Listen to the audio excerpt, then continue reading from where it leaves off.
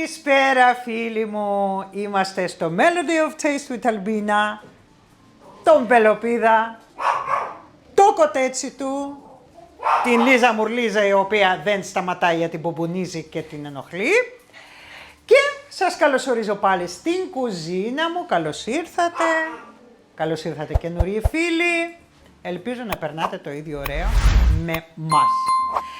Και τι είναι σήμερα αυτό, σκεφτόμουν, λέω, τι να σας δείξω. Λοιπόν, και είπα να φτιάξουμε σήμερα το ρύζι μπασμάτι, το οποίο πολλές φορές ακούω ότι δεν μου βγαίνει, λασπώνει, κολλάει και ούτω καθεξής. Λοιπόν, δεν είναι εύκολη συνταγή το να βράσουμε μπασμάτι, απλά να το βράσουμε, όχι να το μαγειρέψουμε κτλ. Διότι υπάρχουν 2-3 μυστικά τα οποία πρέπει να τα ακολουθήσουμε και έτσι θα έχουμε ένα σπυρωτό και αφράτο ρύζι το οποίο μπορούμε να το σερβίρουμε με οτιδήποτε, με το κρέας, εντάξει, κυρίως με το κρέας γιατί, ή το σκέτο να το φάτε ας πούμε με λαχανικά. Εγώ το ρύζι δεν σερβίρω ποτέ με ψάρι, δεν πάει για τα δικά μου γούστα. Λοιπόν, ή θα πάει σκέτο με λαχανικά ή θα πάει με κρέας. Λοιπόν, και για να μην πολυλογούμε πάμε να ξεκινήσουμε, θα σας πω τα δικά μου τα μυστικά και αν σας αρέσουν τα υιοθετείτε. Φύγαμε. Λοιπόν, και ελάτε να σας πω τα λίγα υλικά που θα χρειαστούμε για 250 γραμμάρια ρύζι μπασμάτι, έτσι. 250 με 300 γραμμάρια μας βγάζουν 4 μερίδες. Okay. Εδώ έχω μετρήσει, δηλαδή 4 μερίδες ή 300 γραμμάρια. Επίσης θα χρειαστούμε, εγώ προσωπικά συνιστώ κύβι λαχανικών, το οποίο έχουμε φτιάξει εμείς. Η συνταγή υπάρχει στο κανάλι, θα το βρείτε, κύβι λαχανικών σπιτική. Λοιπόν, επίσης θα χρειαστούμε μερικά στίγματα από κρόκο κοζάνης, τα οποία πρέπει να το προετοιμάσουμε, θα σας πω με ποιο τρόπο, βούτυρο, αλάτι και άφθονο νερό για να πλύνουμε το ρύζι μας. Λοιπόν, βάζουμε, το πρώτο μυστικό για το ρύζι το δικό μου είναι ότι βάζω κρόκο κοζάνης.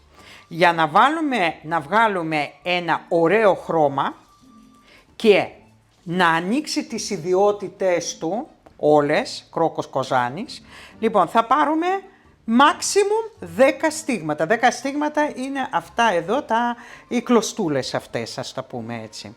Δεν χρειάζεται να κάνετε παραπάνω, διότι αν είναι παραπάνω, όχι χάνει ιδιότητες, σας χαλάει το οτιδήποτε θα φτιάξετε, πόσο μάλλον το ρύζι. Και έτσι όπως είναι, του βάζω ζεστό νερό,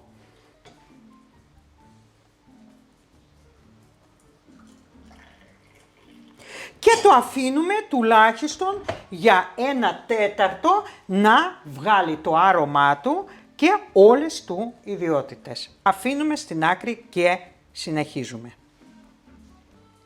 Λοιπόν, εδώ έχω 2 μπολ μεγάλα και ένα σουρωτήρι. Γεμίζω το μπολ με νερό.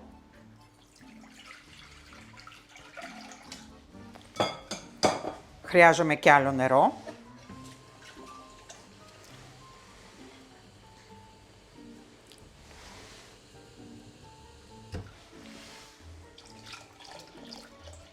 Ωραία.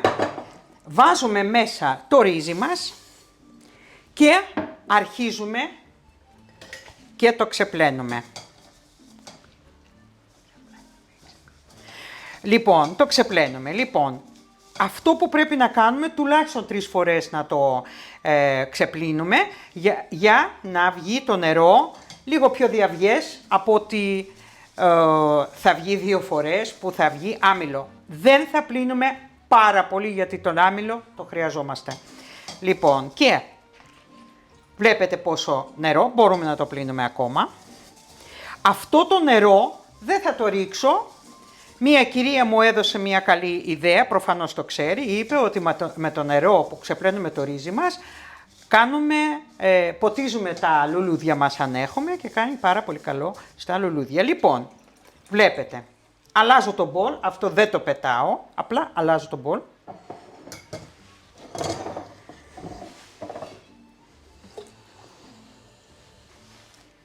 Λοιπόν, κάνουμε την ίδια διαδικασία.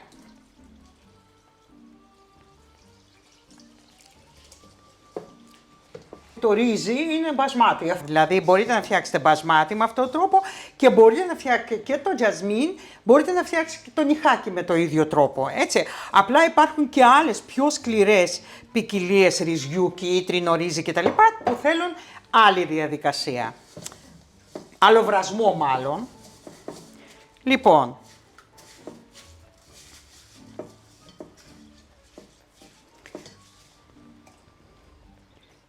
και είναι το τρίτο νερό.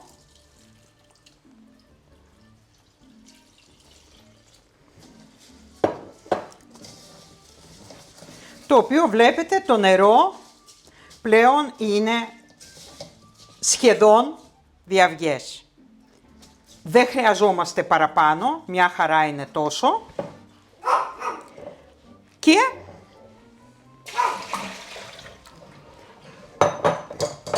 Και αφήνουμε το ρύζι να στραγγίξει και πάμε να ξεκινήσουμε να σας πω τα υπόλοιπα.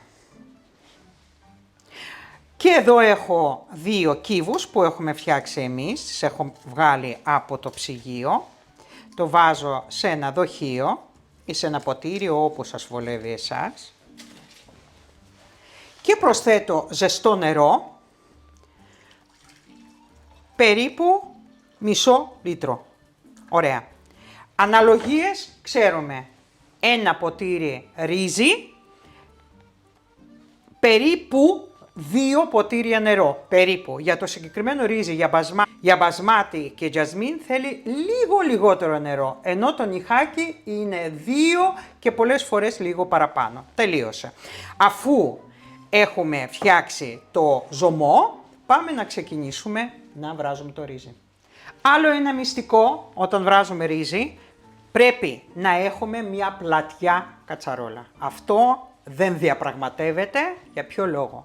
Εάν η κατσαρόλα είναι στενή και ψηλή, το ρύζι δεν υπάρχει περίπτωση να το κάνετε σπυρωτό. Πρέπει να είναι απλωμένο και όσο πιο φαρδιά κατσαρόλα, γι' αυτό να δείτε ότι η άση, ας πούμε, στο ρύζι είναι οι Κινέζοι, το ξέρετε, και όλοι οι Κινέζοι μαγειρεύουν το ρύζι τους στο wok. Πώς είναι το wok? Είναι μία κατσαρόλα, ένα τηγάνι, το οποίο είναι ανοιχτό, λοιπόν, και φτιάχνεται πάρα πολύ γρήγορα. Okay.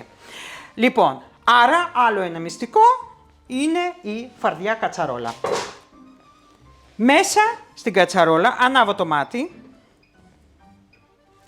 όχι πάρα πολύ δυνατά.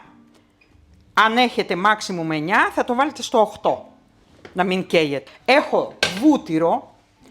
Βούτυρο συνήθως το βάζω με το μάτι.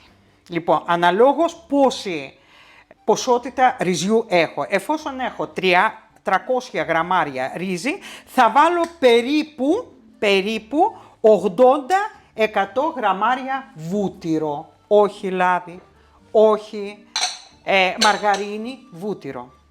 Μπορείτε βέβαια για τη μεγαλύτερη επιτυχία να το φτιάξετε με βούτυρο γάλακτος ή αλλιώς το κλαριφιέ ή αλλιώς κχύ, έχει πολλές ονομασίες.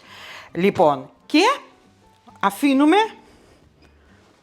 να λιώσει το βούτυρό μας.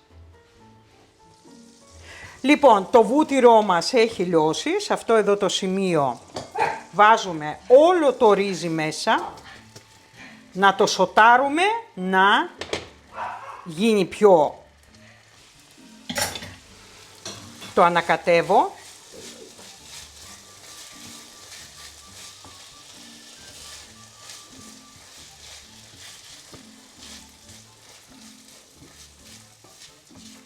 Μέχρι το ρύζι μας να γίνει διάφανο. Έτσι, μόλις βλέπετε ότι γίνεται διάφανο, είναι έτοιμο να του ρίξουμε το ζωμό.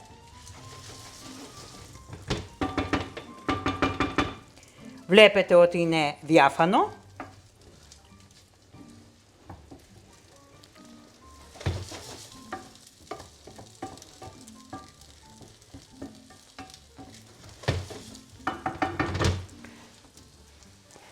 Εδώ λοιπόν έχω 500 ml ζωμό λαχανικών. Προσθέτω σιγά σιγά, ανακατεύω καλά. Σε αυτό εδώ το σημείο δοκιμάζουμε και το αλάτι. Δεν κλείνουμε την κατσαρόλα. Ακόμα δεν κλείνουμε. Δοκιμάζω το αλάτι. Θέλει αλάτι. Προσθέτουμε όσο αρέσει στο καθένα. Ή πολύ ή λίγο. Αλλά νομίζω ένα κουτάλι του γλυκού είναι αρκετό. Βέβαια εξαρτάται και από αλάτι που έχετε. Αν το αλάτι σας είναι θαλάσσιο και ανθός αλατιού είναι αρκετά αλμυρό, αλλά είναι τελείως διαφορετικό σε γεύση από ένα επεξεργασμένο αλάτι, έτσι. Δοκιμάζω. Είναι σούπερ. Και αφήνουμε να πάρει την πρώτη βράση. Αφού πήρε την πρώτη βράση, βλέπετε, σε αυτό εδώ το σημείο έχουν περάσει 1/4 με όλα αυτά, με τις προετοιμασίες και τα λοιπά, και έγινε ο κρόκος μας. Βάζουμε τον κρόκο μέσα, ανακατεύω, κατεβάζω τη θερμοκρασία, το πάω στο 6, κλείνω με καπάκι και βάζω 10 λεπτά. Το ρύζι μπασμάτι θέλει maximum 12 με 15 λεπτά. Έτσι. Όμως, άλλο ένα μυστικό, το τρίτο μυστικό και βασικό, δεν θα βράζουμε το χρόνο αυτό που αναγράφει. 15 συνήθως δεν γράφει στο ρύζι, αλλά διαβάζουμε, ψάχνουμε και μαθαίνουμε. Λοιπόν, θα αφήσουμε όπως βάζουμε τα μακαρόνια. Θα το φτάσουμε στο σημείο al dente και μετά θα σας δείξω τι θα γίνει. Οπότε, τη στιγμή που λέμε 15 λεπτά, δεν θα το αφήσουμε 15 λεπτά, 10, maximum 12 λεπτά. Πέρασαν 10 λεπτά. Ανοίγω το καπάκι. Του κάνω ανακάτεμα, αλλά όχι με κουτάλι, με μία πλατιά σπάτουλα, ξύλινη εννοείται. Κλείνουμε το μάτι. Γιατί το ανακατέψανε? Για να πάει το ρύζι, αυτό που ήταν από πάνω, που υπάρχει περίπτωση να μην έχει ψηθεί ακόμα όσο χρειάζεται, πήγε από κάτω στο πάτο της κατσαρόλας για να πάρει τη θερμότητα και να ολοκληρωθεί ο βρασμός. Και πάμε τώρα να κάνουμε το εξής. Λοιπόν, παίρνουμε μία καθαρή πετσέτα από τις πετσέτες της κουζίνας. Βάζουμε το καπάκι, κλείνουμε το καπάκι με αυτόν τον τρόπο, βλέπετε, και βάζουμε το ρύζι να ηρεμήσει μέχρι να το σερβίρουμε. Είναι έτοιμο. Και πέρασε η ώρα και πρέπει να το σερβίρουμε. Βλέπετε ότι δεν έχω ανοίξει την πετσέτα, την ανοίγω τώρα. Λοιπόν, σηκώνουμε. Δείτε το ρύζι. Δείτε το ρύζι. Λοιπόν. Και δείτε τώρα. Βλέπετε. Βλέπετε το ρύζι. Το κάθε κόκο βλέπετε. Δεν έχει λασπώσει ούτε από κάτω τίποτα. Σας το δείχνω έτσι. Θα το σερβίρω λοιπόν και θα το δοκιμάσω. Και το σερβίρω. Δείτε τώρα στο πιάτο, βλέπετε. Βλέπετε πώς είναι. Έτσι. Φτιάχνετε το σπυρωτό ρύζι και δεν έχει να κάνει αν είναι μπασμάτι που λένε ότι κολλάει. Τίποτα. Τίποτα. Και όσο θα πάω στον πάτο, τόσο θα έχω το ίδιο ρύζι. Βλέπετε. Λοιπόν, βάζω και θα δοκιμάσω τώρα για εσάς. Και φυσικά θα το δοκιμάσουμε, το φαγητό του φτωχού, που δεν τρέπεται να παρουσιαστεί στα πιάτα στα καλύτερα σαλόνια, παρακαλώ. Δοκιμάζω για εσάς, εγώ ξέρω τη γεύση, εσείς θα φτιάξετε και θα μάθετε.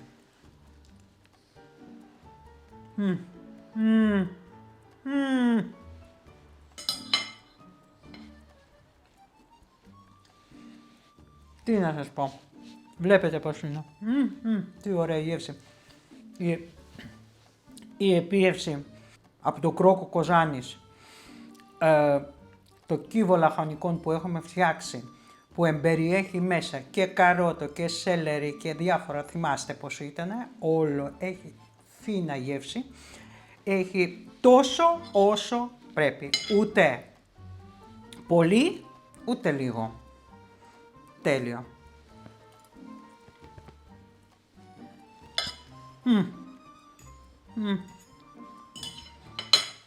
Και έτσι τρώγεται, χωρίς συνοδεία. Μπορείτε βέβαια καμιά σάλτσα να βάλετε. Λοιπόν, φτιάχτε το. Είδατε όλη τη διαδικασία, δεν έκρυψα τίποτα. Πήγε στο χρόνο που βράζετε το ρύζι. Και είδατε το αποτέλεσμα. Λοιπόν, σε αυτό εδώ το σημείο, εγώ θα σας αποχαιρετήσω.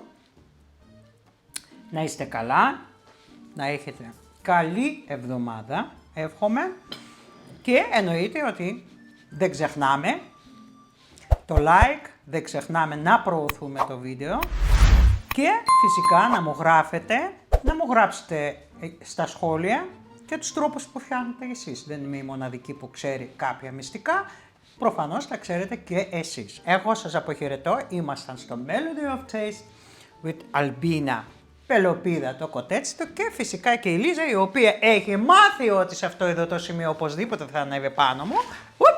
Για να σας αποχαιρετήσει. Ναι. Λοιπόν, και καλή εβδομάδα από μένα και από τον οπερατέρ. Γεια σας. Να μου είστε καλά. Καλησπέρα σας. Καλησπέρα σας. Φίλοι, φίλες και αγαπητά παιδιά. Ελπίζω να είστε καλά, να περνάτε καλά και όπου να έρχονται τα Χριστούγεννα, Παναγία μου, πόσες δουλειές πρέπει να κάνουμε. Λοιπόν, γιατί σας άνοιξα, θα κάνω ένα μικρό έτσι για να σας δείξω αυτά που πήρα. Το αγαπημένο Cook Shop και αγαπημένη κυρία Σοφία, όποιος έχει πάει και έχει συναστροφή αυτή την κυρία, έχει μιλήσει έστω και 5 λεπτά, θα καταλάβει τι άνθρωπος είναι. Λοιπόν, και τι έχω πάρει εγώ. Όλο και κάτι θα βρω εγώ να πάρω. Και για να τέτοιο πάμε, να μην σας κρατώ σε αγωνία, έχω πάρει αυτό το σετ με κουτάλες, έτσι δεν χωράει, έτσι χωράει. Λοιπόν, αυτό το σετ με κουτάλες, τώρα τι η εταιρεία είναι, μια γερμανική Ζήλης ή Ζάιλης. Ζήλης προφανώς. Όχι, δεν είναι γερμανική, είναι ελβετική. Ναι. Ελβετική. Οκ. Είναι κουτάλες, οι οποίες είναι με... Τώρα θα τα βγάλω και θα σας πω.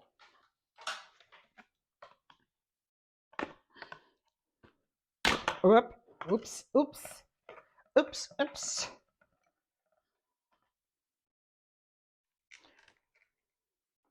Εγώ μόλις ήρθα από το 2 και η Λίζα έχει να με δει από το πρωί και έχει λυσάξει. Λοιπόν, γιατί δεν βγαίνεις εσύ? Έλα. Λοιπόν, βγήκε. Α, έχει και εδώ ένα, λοιπόν, που τα συγκρατεί. Μικρές μεν, βλέπετε πόσο μικρό είναι. Αυτό πρέπει να είναι 2, εν τω μεταξύ όλα έχουν ίδιο μέγεθος, το κουτάλι μέσα του, έτσι.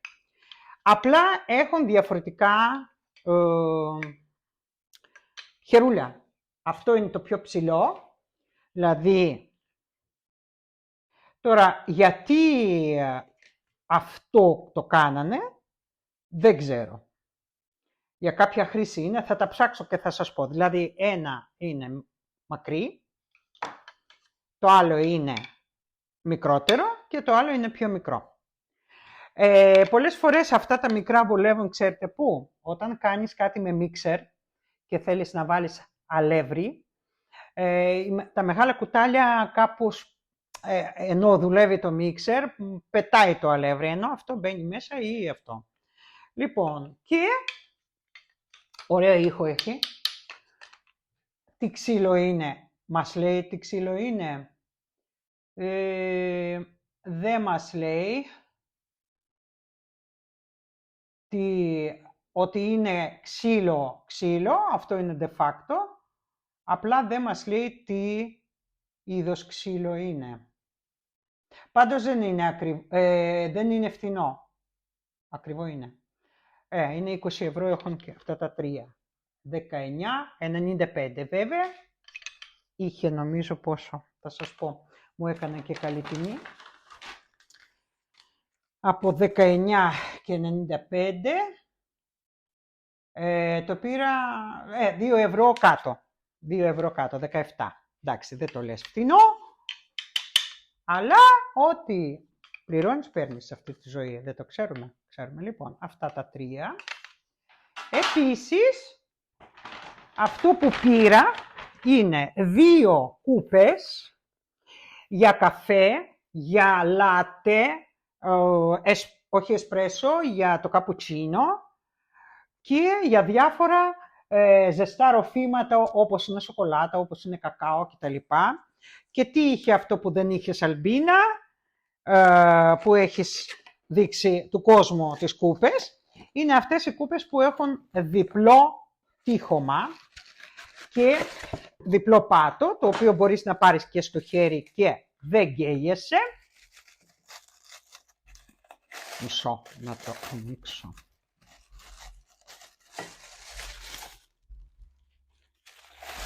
Αυτό εδώ, το διπλό τείχομα και διπλό πάτο.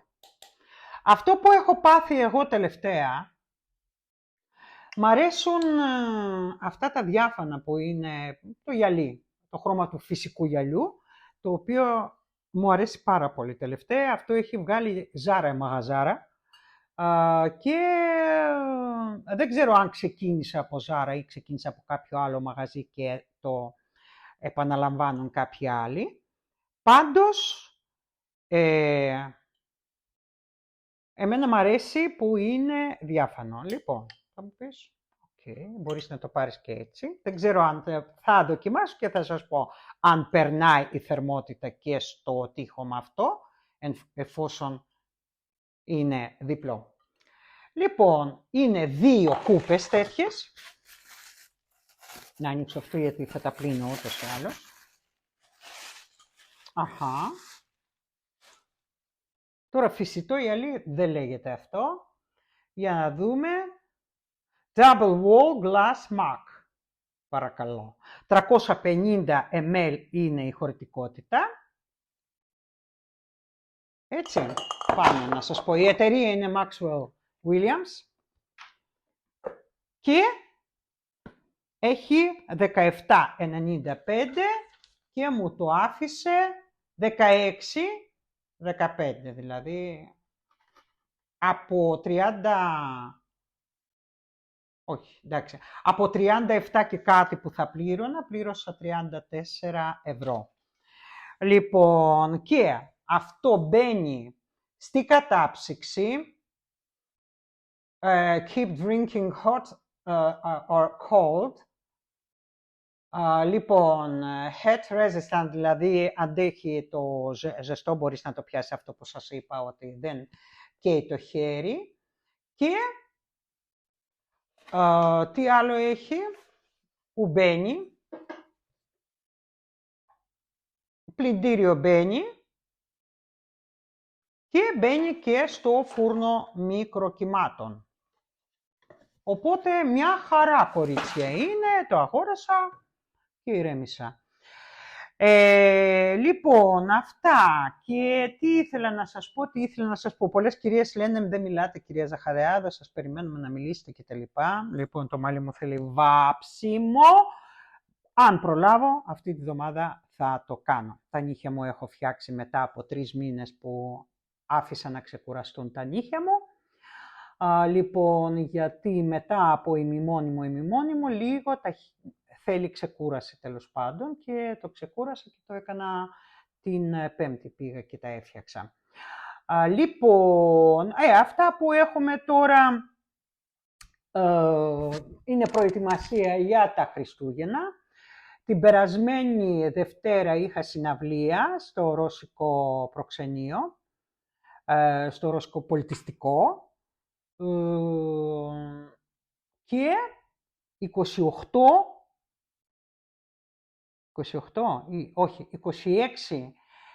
Νοεμβρίου θα έχουμε πάλι εκεί στο Ρώσικο Πνευματικό Κέντρο πάλι μία συναυλία, οπότε θα τραγουδήσω εκεί.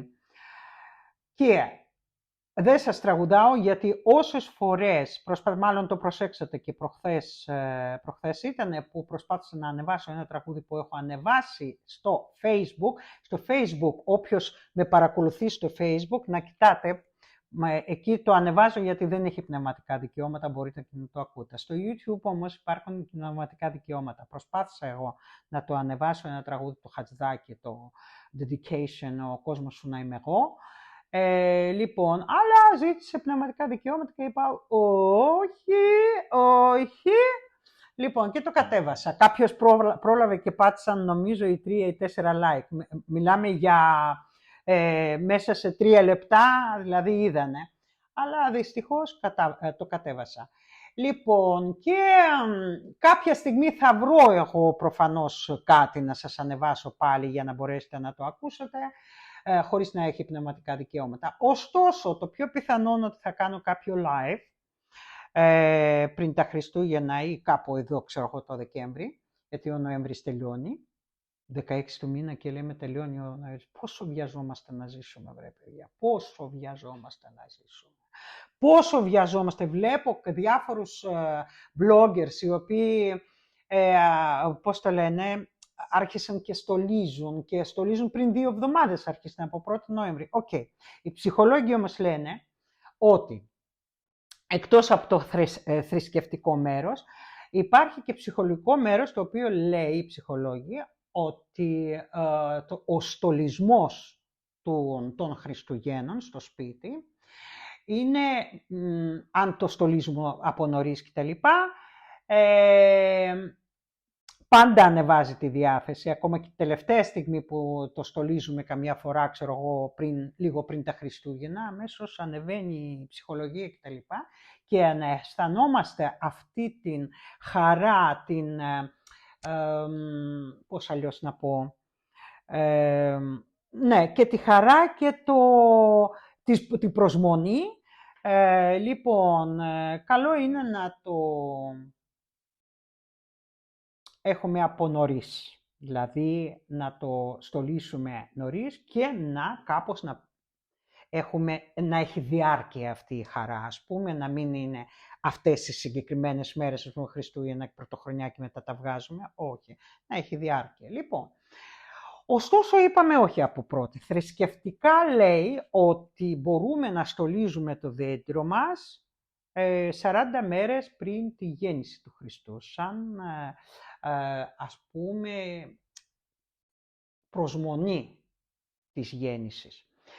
Αυτό έχω διαβάσει, παιδιά, όρκο δεν παίρνω, πάντως είναι η εποχή πλέον τέτοια που νομίζουν έχουν μπερδευτεί κατά κάποιο τρόπο ή ανακατευτεί μάλλον, όχι μπερδευτεί οι εποχές. Λοιπόν, και δεν προλαβαίνει να τελειώσει το καλοκαίρι. Ίσως, αυτό που πρόσεξα, δεν βιάζονται να περάσουν από το καλοκαίρι στο φθινόπωρο. Δηλαδή θέλουν το καλοκαίρι να διαρκεί περισσότερο. Οκ, εντάξει. Εγώ δεν είμαι αυτής της κατηγορίας. Εγώ είμαι, παρότι έχω γεννηθεί καλοκαίρι, τον Αύγουστο μήνα, είμαι χειμερινός τύπος. Μου αρέσει πιο πολύ ο χειμώνας. Έτσι, καλοκαίρι δεν μου αρέσει καθόλου. Μ' αρέσει τέλος πάντων μέχρι κάποιο σημείο. Δηλαδή, φέτος δεν ήταν καλοκαίρι αυτό, συγγνώμη, κόλαση ήτανε. Και το έχουμε αισθανθεί όλοι, το έχουμε ζήσει όλοι και με όλα αυτά, με όλα τα παρελκόμενα. Δεν θέλω να το θυμάμαι καν. Αλλά θα μου πεις τι αλλάζει τέτοιο, δεν αλλάζει, και αν δεν θυμόμαστε, αν δεν προσπαθούμε να το αλλάξουμε, άντε. Λοιπόν, και εγώ δεν είμαι από την κατηγορία των ανθρώπων που λατρεύουν το καλοκαίρι. Λατρεύω φθινόπωρο, μ' αρέσει πάρα πολύ. Όταν αρχίζει και αλλάζει ο καιρός, μπορεί να μην φαίνεται, δηλαδή η εποχή του φθινοπόρου δεν είναι πολύ φανερή, ας πούμε, ή τόσο έντονη όσο είναι στην Δυτική Ευρώπη κτλ. Παρ' όλα αυτά, όταν αρχίζει και πέφτει η θερμοκρασία αυτή τη καλοκαιρινή και η πάρα πολύ και πάμε στους 25, 26, 25 βαθμούς, λοιπόν, εκεί αρχίζω εγώ και ζωντανό και θέλω να υπάρχει αυτό. Ο χειμώνας και εδώ είναι δύσκολος από την άποψη ότι και λίγο να κάνει κρύο, επειδή δεν υπάρχουν υποδομές καλές κτλ. Όλοι κρυώνουμε, εντάξει. Λοιπόν, οπότε προσπαθώ εγώ να κρατήσω λίγο αυτή την αίσθηση του φθινοπόρου που δεν κάνει πολύ ζέστη αλλά δεν κάνει και πολύ κρύο. Είμαστε στη μέση κατάσταση, μια χαρά, και λέω ok. Αυτό που προσπαθούμε και βιαζόμαστε να ζήσουμε, εμένα λίγο με ενοχλεί. Είμαι και από τους ανθρώπους βέβαια ανυπόμονος, η αλήθεια είναι. Ανυπόμονος σε κάποιες άλλες πράξεις, ας πούμε. Στο χρόνο, το να κυλάει ο χρόνος γρήγορα δεν μου αρέσει καθόλου. Όταν ήμασταν νέοι,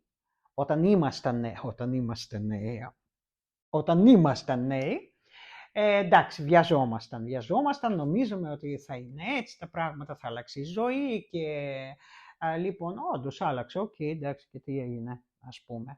Αλλά πάρα πολύ σημαντικό το να ζούμε κάθε στιγμή. Προχθές άκουγα λοιπόν εχθές άκουγα έλα κορίτσι μου, έλα. Έχει να με δει από το πρωί. Έλα, ανέβω μπουβού μου. Ανέβω, ήρθε η μαμά και αχ, το παιδί σου άφησα μωρέ από το πρωί, ήσουν μόνη ζούλου, μονογούλο ήτανε κορίτσι. Αυτό το κορίτσι, το κεφάλι έτσι κάνει, δεν γυρνά. Εντάξει. Εντάξει μπουμπούκα μου. Λοιπόν, αυτό που έλεγα, κάτσε ρε Ζούμπι, ήθελα να πω, το άλλο μου σκυλάκι που έχει φύγει. Κάτσε, ναι. Κοιτάξτε. Ναι παιδί μου, ναι. Πιζάκι μου. Λοιπόν, κατέβα τώρα. Αυτό που άκουσα λοιπόν από μία blogger, δεν μου άρεσε καθόλου. Δηλαδή, ναι, κοιτάξτε να δείτε, ξεκίνησε ως food blogger και στο εξωτερικό αυτό, όχι στην Ελλάδα. Ξεκίνησε λοιπόν σαν food blogger και έκανε φαγητά, το ένα το άλλο. Έχει κάνει πάρα πολύ μεγάλο ακροατήριο με το food blogger, ως food blogger. Μετά, προφανώς, τέλος πάντων, να μην λέω πολλά, γύρισε και το πήγε σε vlog οικογενειακό, τέλος πάντων.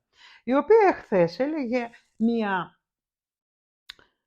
για μένα μπούρδα είπε, δηλαδή είπε για να πει για να κερδίσει το χρόνο προφανώς. Γιατί για μένα δεν στέκει ένας άνθρωπος ο οποίος ξεκινάει ως food blogger, δεν μπορεί να λέει τέτοια πράγματα. Δηλαδή είπε το εξής, ότι μ' αρέσει να φτιάχνω φαγητά, δηλαδή πήρα από εδώ, έβαλα εδώ και τελείωσε, πάπαλα, τελείωσε, έτσι. Εγώ, λέει, δεν θα χάσω τη ζωή μου μαγειρεύοντας, λέει, στη κουζίνα. Κανένας δεν χάνει τη ζωή του. Τι άλλο προσφέρεις? Τι άλλο προσφέρεις? Δηλαδή η συγκεκριμένη δεν προσφέρει τίποτα. Δεν προσφέρει γιατί δεν δουλεύει. Λοιπόν, έχει παιδιά βέβαια, κάνει το blog, δηλαδή δεν βγαίνει από το σπίτι της. Ζει με διαφημίσεις, τέλος πάντων, δεν κρίνω εγώ, αλλά όταν λες μια τέτοια βαριά κουβέντα, δηλαδή δεν θα χάσω τη ζωή μου, και ποια είναι, πώς το λένε, τι είναι τόσο σημαντικό που κάνεις εσύ για να λες ότι η μαγειρική είναι χάσιμο χρόνο. Έτσι, λοιπόν, συγγνώμη, διαφωνώ ριζικά, έτσι, διότι εγώ είμαι εργαζόμενη γυναίκα, το ξέρετε πάρα πολύ καλά, εργαζόμενη, γιατί το δύο, κάνω εμφανίσεις κτλ. Αλλά όταν μπαίνω στην κουζίνα, για μένα είναι ιερό, γιατί είναι με ποιο τρόπο κοιτάς και βλέπεις αυτό που κάνεις, αυτό που ζεις, εκείνη την ώρα δεν με νοιάζει. Με νοιάζει το αποτέλεσμα φυσικά, το πώς θα βγει το φαγητό, αλλά με νοιάζει περισσότερο η διάρκεια και είναι ο προορισμός, ναι μεν, αλλά και ο δρόμος. Δηλαδή εκείνη την ώρα που μαγειρεύω, τι θα βάλω, δηλαδή το μυαλό μου δουλεύει με τέτοιο τρόπο, λέω, ναι, εδώ το έβαζα αυτό, αλλά θα μπορούσα να βάλω και αυτό, γιατί θα ήταν λιγάκι διαφορετικό. Λοιπόν, και αυτό είναι δημιουργία, βρε παιδιά. Δεν μπορείς να λες στις γυναίκες στις οποίες αρέσει να μαγειρεύουν, έτσι, να λες ότι χάνουν το χρόνο τους. Όχι, αγάπη μου. Αν ο στόχος και το σκεπτικό σου είναι να χαρούν οι άνθρωποι από το δημιούργημά σου, έτσι, λοιπόν, δεν μπορεί να είναι χαμένος χρόνος. Σε καμία περίπτωση. Είναι σαν να πεις, ας πούμε, σαν ζωγράφο, ο οποίος ένα χρόνο μπορεί να ζωγραφίζει έναν πίνακα. Έχει αυτή την έμπνευση τώρα. Σε 2 ώρες θα έχει κάποια άλλη έμπνευση μετά. Θα έρθει κάτι άλλο για να το αλλάξει κτλ. Και τι θα χαρίσει στον κόσμο? Θα χαρίσει ένα έργο. Ένας μουσικός είναι διάρκεια που παίζει ένας μουσικός, που ζει τη στιγμή που ο άλλος που τον ακούει αντιλαμβάνεται και παίρνει όλα τα θετικά vibes που έχει. Έτσι, λοιπόν, το ίδιο και η μαγειρική. Για μένα η μαγειρική είναι τέχνη. Okay? Και δεν μου αρέσει όταν οι άνθρωποι λένε, μου έγραψε και μία πανέξυπνη, ας πούμε, λοιπόν, πριν πάρα πολύ καιρό, δεν το είχα αναφέρει, η οποία μου λέει, είπαμε να μαγειρέψουμε, να μην, πώς μου το είπε, κάτσε, είπαμε, λέει, να μαγειρέψουμε, να μην καούμε, λέει, στη κουζίνα. Μην το κάνεις, μην το κάνεις, μην καίγεσαι, πήγαινε να καείς σε μια καφετέρια με ένα τσιγάρο και 2 κιλά, ας πούμε, 2 λίτρα φραπέ, ας πούμε. Πήγαινε να καείς εκεί. Αυτό είναι πιο σημαντικό από ότι να είσαι στη κουζίνα και να σκέφτεσαι ότι εντάξει, όλοι ξέρουμε να φτιάχνουμε παστίτσιο, ξέρω εγώ, μουσακά και τέτοια, τα όλα παραδοσιακά φαγητά και τέτοια. Μάθε και κάτι άλλο, ρε γάμο το κερατός. Sorry. Μη με κλείσει ο τέτοιος, ο Facebook για βλαστημιά. Λοιπόν, θέλω να πω ότι καμιά φορά οι άνθρωποι λένε έτσι για να πούν κάτι. Δηλαδή νομίζουν ότι θα κάνουν εντύπωση. Όχι, κακή εντύπωση κάνουν όταν μιλάνε πολύ. Δεν χρειάζεται. Γι' αυτό εγώ πολλές φορές αυτό σας λέω, ότι αν δεν έχω να πω κάτι, τι να ανοίξω δηλαδή, να με βλέπετε να κάνω τι, ας πούμε, την έξυπνη. Όχι. Λοιπόν, και μου έκανε κακή εντύπωση εχθές σε πολλά την έχω πιάσει, ας πούμε, ότι σαν να υποτιμά τους ανθρώπους από την άποψη, δηλαδή όταν φορέσανε μάσκες, όταν κάνανε εμβόλια, ότι όταν εγκλειστήκαμε μέσα κτλ. Ότι αυτοί που δεν ακολουθούσαν είναι οι πιο έξυπνοι. Οκ, εντάξει, αυτή είναι η δική σου στάση ζωής, αλλά δεν μπορείς τη στιγμή που βγαίνεις γυαλί, έτσι, όταν έχεις, κοιτάξτε, αυτό που θα σας πω είναι πάρα πολύ σημαντικό και πολύ σοβαρό. Δηλαδή, όταν έχεις ένα κανάλι και έναν θεατή να έχεις, πλέον επηρεάζεις αυτόν. Δηλαδή, ένας άνθρωπος να βρεθεί, να κάθεται 20 λεπτά να σε ακούει, σημαίνει ότι επηρεάζεται από σένα. Προσπαθεί να ταυτιστεί μαζί σου, Λοιπόν, πόσο μάλλον όταν πλησιάζεις να έχεις 1.000.000 εγγεγραμμένους. Δεν θα κοιτάνε αυτοί οι 1.000.000 κάθε βράδυ που βγάζεις βίντεο. Εντάξει, και μισή να σε κοιτάνε και 1/4 να σε κοιτάει, είναι πλήθος. Και αυτό το πλήθος ταυτίζεται μαζί σου και σε κοιτάει στο στόμα να δει τι θα πεις σήμερα. Και άμα πεις καμία μπουρδα τέτοια, επηρεάζει τους άλλους ανθρώπους. Οπότε, πολλές φορές πρέπει να σκεφτούμε τι λέμε, πώς τα λέμε, και πριν το πούμε, πρέπει να το ψάξουμε καλά αυτό το πράγμα, δηλαδή αυτό που θέλουμε να πούμε, έτσι. Αν όμως είπαμε και μας βγήκε αυτόματα, υπάρχει μία δυνατότητα στους YouTubers, λοιπόν, να κάνουν ένα μοντάζ, να ακούσουν τι είναι αυτά που είπανε και αν είναι κάτι λάθος, να το κόψουν αυτό. Δεν χρειάζεται να πάνε στους ανθρώπους αυτό, όχι να το λέμε τέτοιο. Αυτά. Μου ζήτησατε να μιλήσω, σας μίλησα. Λοιπόν, αυτά ήταν τα καινούρια μου αποκτήματα, δηλαδή 2 κουπίτσες από τέτοια και τα κουταλάκια. Λοιπόν, στο σημερινό βίντεο το είδατε το ρύζι μυρίζει και ζάρα μαγαζάρα, πλάκα κάνω. Το ρύζι, το μπασμάτι που είναι πάρα πολύ δύσκολο στο ότι να το βράσεις και να γίνει σπυρωτό και αφράτο και όμως σας δείχνω με 3 διαφορετικά, ας πούμε, tips τέλος πάντων, συμβουλές, οι οποίοι πιστεύω ότι θα σας βοηθήσουν, εκτός αν ξέρετε πώς γίνεται αυτό, τότε να μην σας νοιάζει τι σας λέω, ας πούμε, έτσι. Οπότε, στηρίξτε με like, με μία κουβέντα στα σχόλια και μοιραστείτε το βίντεο. Και γράψτε μου την γνώμη σας και αν ξέρατε αυτά τα tips που σας έχω πει. Εντάξει, λοιπόν, σας φιλώ πολύ. Καλή εβδομάδα να έχετε, να μου είστε καλά και όταν θα έρθει η στιγμή να στολίσουμε, θα σας ενημερώσω. Σας φιλώ πολύ. Γεια σας.